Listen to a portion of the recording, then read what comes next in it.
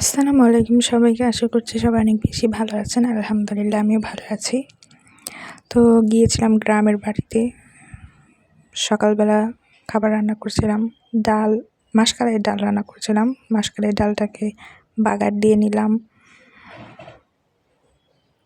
পেঁয়াজ, রসুন কুচি, তেজপাতা, কালো জিরা, ফোড়ন এগুলো দিয়ে এখন মুরগির মাংস রান্না করব। এর জন্য এলাচ দিয়ে দিলাম, দারচিনি দিয়ে দিলাম, তেজপাতা দিয়ে দিলাম, একটু নাড়াচাড়া করে নিলাম, পেঁয়াজ কাঁচামরিচ এগুলো দিয়ে দিলাম। এখন পেঁয়াজ, রসুন, জিরা এবং আদা বাটা দিয়ে সুন্দর করে ভেজে নিব। এখন মরিচের গুঁড়া দিলাম, হলুদের গুঁড়া এগুলো দিয়ে দিব, লবণ দিলাম। মশলাটাকে ভালো করে কষিয়ে নেব। পানি দিয়ে দিলাম যাতে মশলাটা পুড়ে না যায়।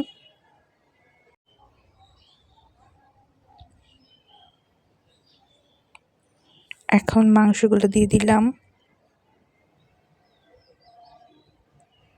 আলু দিয়ে দিলাম। মাংসটা একটু ভেজে নিলে ভালো হতো, কিন্তু আমার কাছে ওরকম পরিস্থিতি ছিল না, তাই করা হয়নি। মাংস থেকে পানি উঠেছে, এটা দিয়ে মাংসটা খুব ভালো করে কষিয়ে নেব। এখন কিছুটা কাঁচামরিচ দিয়ে দিলাম।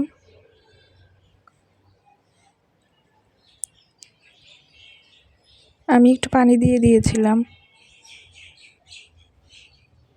আমার রান্না শেষ হয়ে গেছে, এখন সকালের খাবারটা খেয়ে নিব। শুভ সকাল সবাইকে। আল্লাহ হাফেজ। আশা করেছি সবাই ভালো লেগেছে। আসসালামু আলাইকুম।